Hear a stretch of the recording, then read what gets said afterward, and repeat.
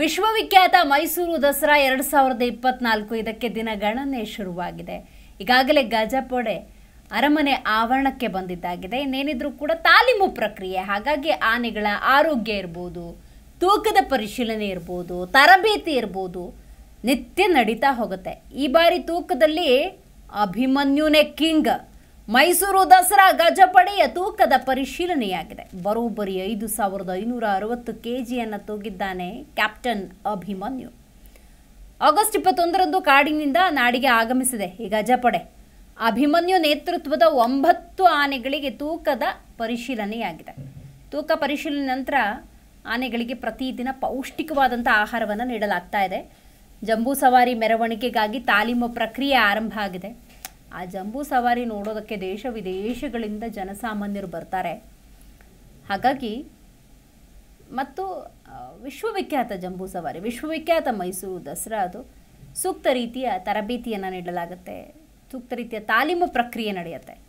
ಇಂದು ನಗರದ ಧನ್ವಂತರಿ ರಸ್ತೆಯಲ್ಲಿರುವ ಶ್ರೀನಿವಾಸ ವೇ ಬ್ರಿಡ್ಜ್ನಲ್ಲಿ ಆನೆಗಳ ತೂಕದ ಪರಿಶೀಲನೆಯಾಗಿದೆ. ತೂಕ ಪರಿಶೀಲನೆ ನಂತರ ಆನೆಗೆ ಪೌಷ್ಟಿಕ ಆಹಾರ ಪದಾರ್ಥಗಳನ್ನು ನೀಡಲಾಗುತ್ತೆ. ಅಂದರೆ ಪ್ರತಿಯೊಂದು ಆನೆಯ ತೂಕ, ಆರೋಗ್ಯದಲ್ಲಿ ಏನಾದರೂ ವ್ಯತ್ಯಯ ಇದ್ದರೆ ಇದೆಲ್ಲವನ್ನು ಪರಿಶೀಲನೆ ಮಾಡಲಾಗುತ್ತೆ. ಮತ್ತು ಆನೆಯ ತಾಕತ್ತು, ಇದು ಕೂಡ ಬಹಳ ಮುಖ್ಯ. ಅಷ್ಟು ಮಂದಿ ಕಣ್ತುಂಬಿಕೊಳ್ಳುವಂಥ ದೊಡ್ಡ ಕಾರ್ಯಕ್ರಮ ಅದು. ಹಾಗಾಗಿ ಆ ಕಾರ್ಯಕ್ರಮದಲ್ಲಿ ಯಾವುದೇ ರೀತಿಯ ವ್ಯತ್ಯಯ ಉಂಟಾಗಬಾರ್ದು. ಯಾಕಂದರೆ ಕಾಡಿನಲ್ಲಿರುವ ಆನೆಗಳು ಅಂದ ಸಂದರ್ಭದಲ್ಲಿ, ಹೆಣ್ಣಾನೆಗಳು ಅಂದಾಗ ಗರ್ಭಸ್ಥ ಎಲ್ಲವೂ ಕೂಡ ಚೆಕ್ ಆಗಬೇಕು. ಯಾಕಂದರೆ ಕಳಸರಿ ಇಂಥದ್ದೇ ಒಂದು ಅವಘಡ ಸಂಭವಿಸಿತ್ತು. ಕಡೆ ಕ್ಷಣದಲ್ಲಿ ಆಮೇಲೆ ನಿರ್ಧಾರ ತೆಗೆದುಕೊಳ್ಳಲಾಯಿತು. ಅಂಥ ಅವಘಡಗಳು ಸಂಭವಿಸಬಾರ್ದು ನೋಡಿ, ಇಂಥ ವೆಯ್ಟ್ಲಿ ಚೆಕಿಂಗ್ ಇರ್ಬೋದು ಅಥವಾ ಬೇರೆ ಎಲ್ಲ ಪರೀಕ್ಷೆಗಳನ್ನು ಮಾಡಲಾಗುತ್ತೆ. ಹಾಗಾಗಿ ಧನ್ವಂತರಿ ರಸ್ತೆಯಲ್ಲಿರುವಂಥ ಶ್ರೀನಿವಾಸ ವೇ ಬ್ರಿಡ್ಜ್ನಲ್ಲಿ ಆನೆಗಳ ತೂಕದ ಪರಿಶೀಲನೆ ಇವತ್ತಾಗಿದೆ. ಪೌಷ್ಟಿಕಾಂಶಯುಕ್ತ ಆಹಾರವನ್ನು ಆನೆಗಳಿಗೆ ನೀಡಲಾಗ್ತಾ ಇದೆ. ಅಭಿಮನ್ಯು 5560 kg ಇದೆ. Varalakshmi 3495 kg, Bima 4925 kg, Eklavya 4730 kg, Lakshmi 2480 kg, Rohit ಅಂತ ಒಂದು ಆನೆ ಇದೆ 3625 kg, ಗೋಪಿ 4970 kg, ಕಂಚನ್ ಅಂತ ಒಂದು ಆನೆ ಇದೆ, ಅದು 4515 kg, ಧನಂಜಯ 5155 kg. ಅಭಿಮನ್ಯು ತೂಕನೇ ಹೆಚ್ಚು, 5560 kg ಅಂತ ವರದಿಯಾಗಿದೆ. ಆಯ್ತು, ಓಕೆ. ಎಲ್ರಿಗೂ ನಮಸ್ತೆ. ಈ ದಿನ ದಸರಾ ನಾಡ ಹಬ್ಬ 2024ರ ಅಂಗವಾಗಿ ಏನು ನಮ್ಮ ಆನೆಗಳು ಪ್ರತಿ ವರ್ಷದಂತೆ ಈ ವರ್ಷವೂ ಕೂಡ ಮೈಸೂರಿಗೆ ಬಂದಿದ್ದಾವೆ. ಸಂಪ್ರದಾಯದಂತೆಯೇ ನಾವು ಪ್ರತಿ ವರ್ಷ ಏನು ಮಾಡ್ತೀವಿ, ತೂಕ ಪರೀಕ್ಷೆಯನ್ನು ಮಾಡ್ತೀವಿ ಸ್ಟಾರ್ಟಿಂಗಲ್ಲಿ.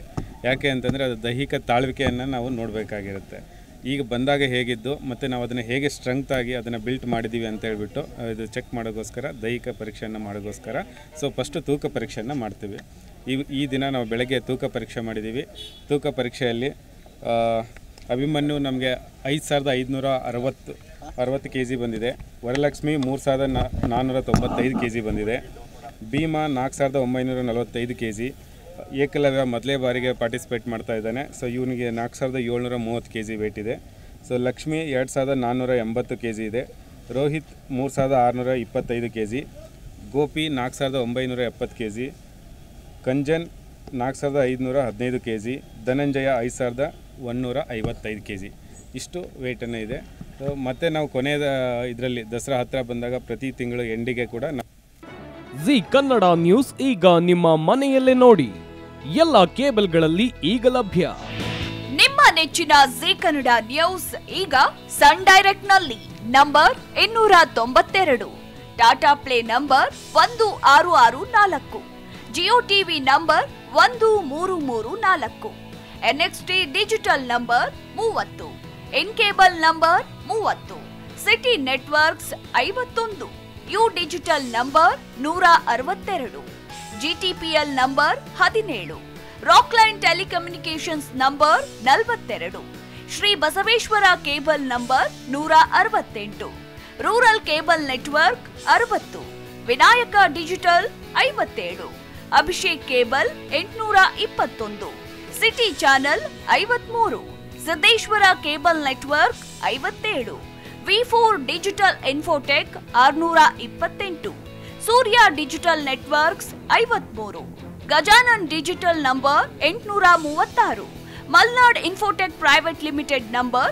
56, Metrocast number 830, Victory digital number 167ರಲ್ಲಿ ನೋಡಿ ಆನಂದಿಸಿ.